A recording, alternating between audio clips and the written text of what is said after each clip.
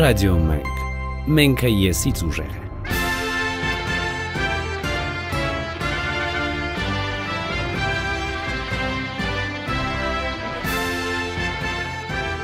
Ողջույն հարգարժան ռադիո ունկնդիր։ Ռադիո Մենքի եթերում է Յուրի Ավետիսյանը իր «Սովորենք շախմատ խաղալ» հեղինակային հաղորդաշարով։ Դաս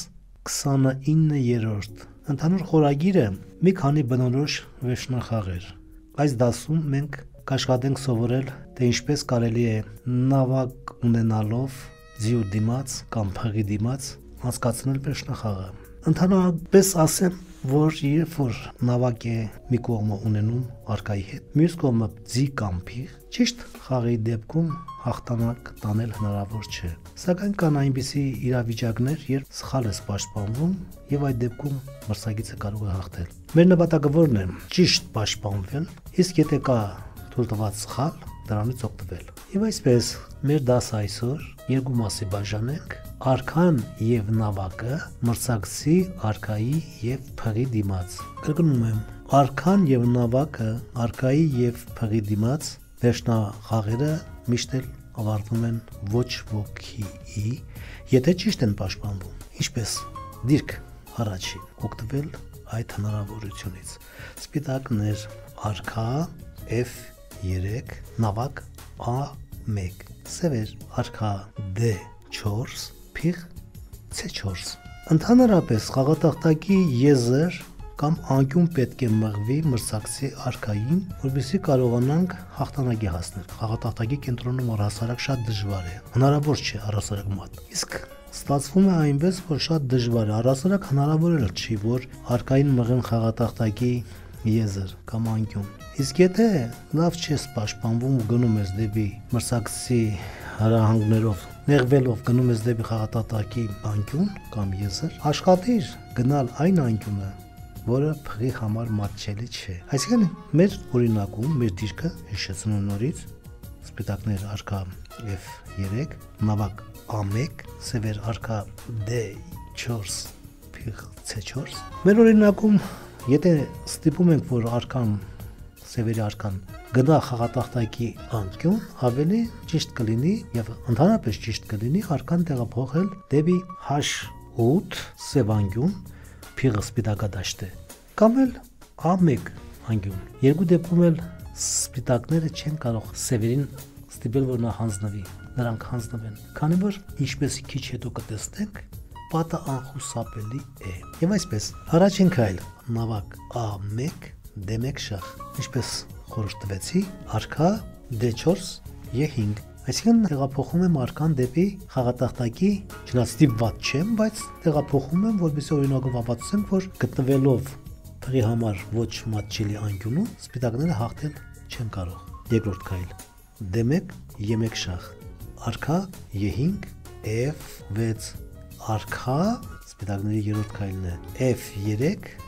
F4, արքա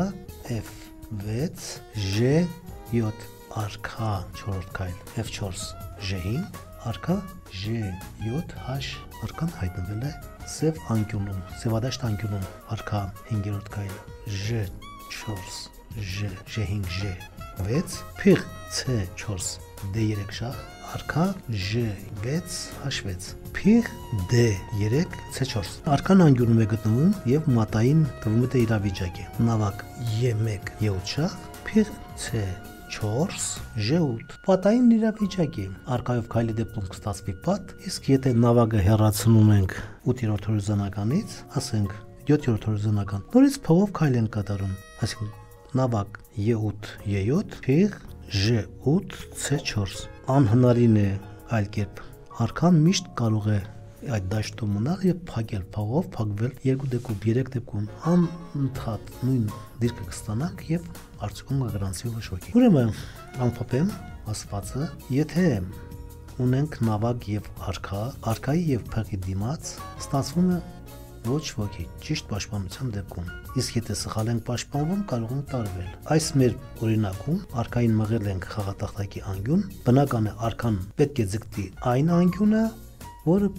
փղի համար մատչելի չի։ Եվ օրինակը ձեզ ապացուցեց, որ առանց պատի այլ կերպ արքային գամել անկյունում հնարավոր չէ։ Իսկ պատը դա ոչ ոքի։ Ուրիշ օրինակ, որտեղ սխալ պաշտպանության հետևանքով, այսինքն ոչ թե արքան տեղափոխվել է այն անկյունը, որը փղի համար մատչելի չէ, այլ այն անկյունը, որը փղի համար մատչելի է, եւ այս դեպքում պարտությունն անխուսափելի է։ Այսպեսի դիրք. սպիտակներ արքա J3, նավակ F2, սևեր արքա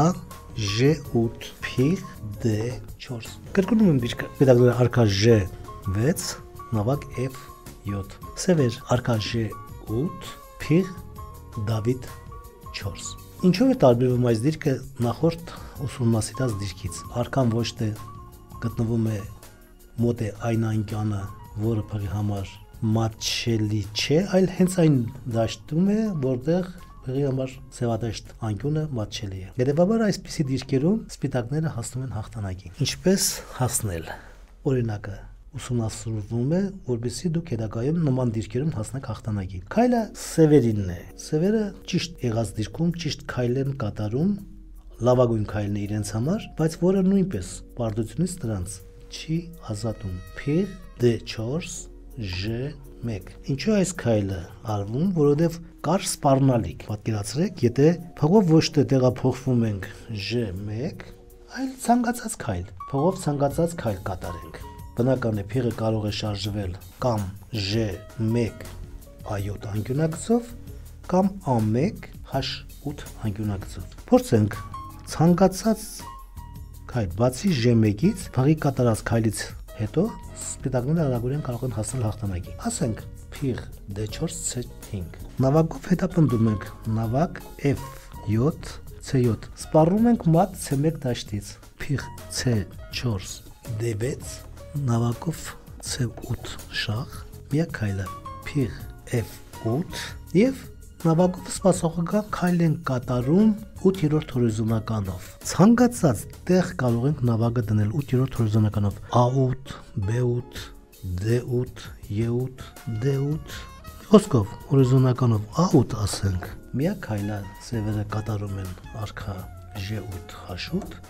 եւ նավակ A8 F8 հաղթեցին մատ։ Նորից եմ կրկնում, փիղը բացի J1 տեղափոխելուց մնացած դեպքերում շատ արագ կերպով կարող է ընկնել երկակի հարվածի տակ, մատի սպառնալիք եւ մատը անխուսափելի կդառնա։ Ասենք նավակով տեղափոխենք, փիղը տեղափոխենք ոչ թե J1, այլ ասենք այս պահին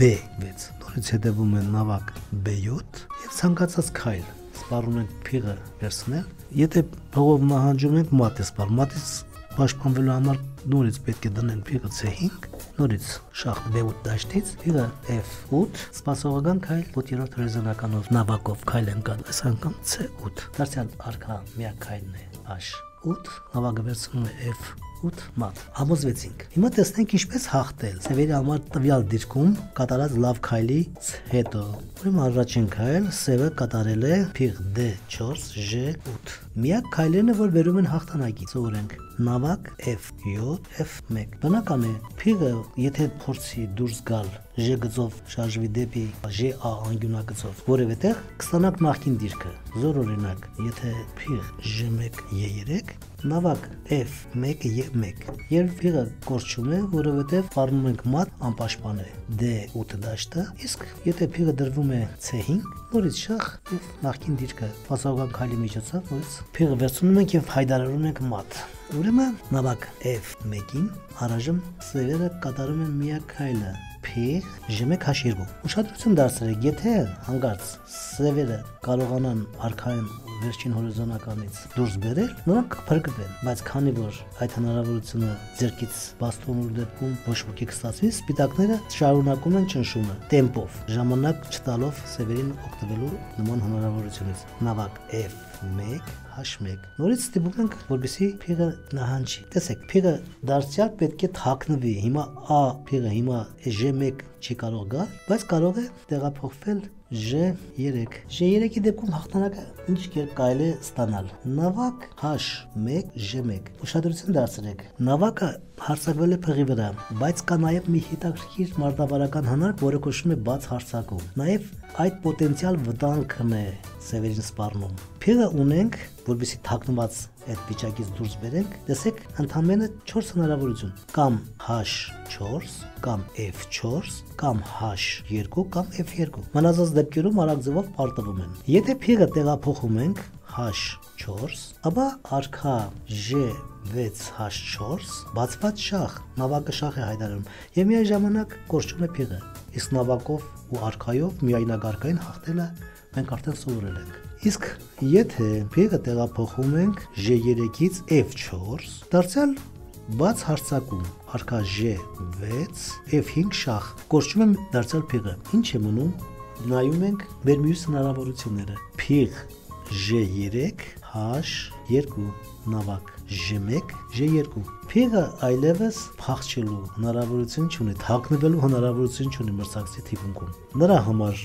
արդեն գիտենք մահացու է F4 դաշտը, որովհետև բացված շախով, բաց հարցակումով կորչում էր, իսկ եթե տեղափոխում է արդեն կամ E5, կամ D6, կամ C7, կամ B8, փորձենք, ասենք փիղ B8, ապա երկու հնարավորություն կա, կամ C2 կամ A2, C2 սպառնում ենք երկակի հարված C1 դաշտից շախ եւ փեղի կորուստ։ Ստիպված ենք դարձյալ փիղը տեղափոխել A3 F8 անկյունագից, նավակ C1 շախ, փիղ F8 եւ սպասողական քայլ, նավակ A8 արքա H8, նավակը վերցնում է F8 մատ։ Ուրեմն մնաց մի տարբերակ, փիղ J3 F2, նավակ J1 J2 եւ դարձյալ փիղը թաքնվելու հնարավորությունից զրկվում է։ Հիմա H4 տեղափոխելու դեպքում արքա J6-ից H5 բացված շախ, բաց հարցակում կորչում է, իսկ մնացած դեպքերում բնական է, եթե փիղ E1, ապա նավակ E2 կամ փիղն է կորչում եւ E8-ից մատ, իսկ եթե J1 A7 անկյունագծով որևէ տեղ, ասենք E3, F2 E3, ապա նավակ J2 E2 եւ մատը անխուսափելի է, փղի կորուստը անխուսափելի է։ Ինչպես տեսանք, ամփոփման կարգով ասենք, ճիշտ պաշտպանության դեպքում միշտ էլ ստացվում է ոչ ոքի։ Երբեք չես կարող ճիշտ պաշտպանության դեպքում նավակով հաղթել մրցակցի արքային եւ փղին։ Իսկ սխալի դեպքում, ինչպես որ այս օրինակում մենք քննարկեցինք, հաղթանակը խնդիր չի ներկայացնում իրենից։ Ամփոփման կարգով դարձյալ կրկնեմ, եթե ուզում ենք շատ դժվարություններ չունենալ խաղատախտակի կենտրոնում, ապա արքան նահանջի այն անկյունը, որը փղի համար մատչելի չի։ Եվ այս դեպքում պատ կամ անընդհատ դիրքի կրկնության միջոցով հասնում ենք ոչ ոքի։ Իսկ եթե սխալ ենք թույլ տալիս, ապա կարծում եմ կստացվի այն, ինչին մենք քիչ առաջ ականատես եղանք։ Ավարտում ենք մեր այսօրվա պարապմունքը, արքան եւ նավակը արքայի եւ փղի դեմ։ Հաջորդ պարապմունքի ժամանակ ուսումնասիրենք, երբ արքան եւ նավակը մարտնչում են արքայի եւ ձիու դեմ։ Ստեսություն, մի շնորհ, հանդիպում։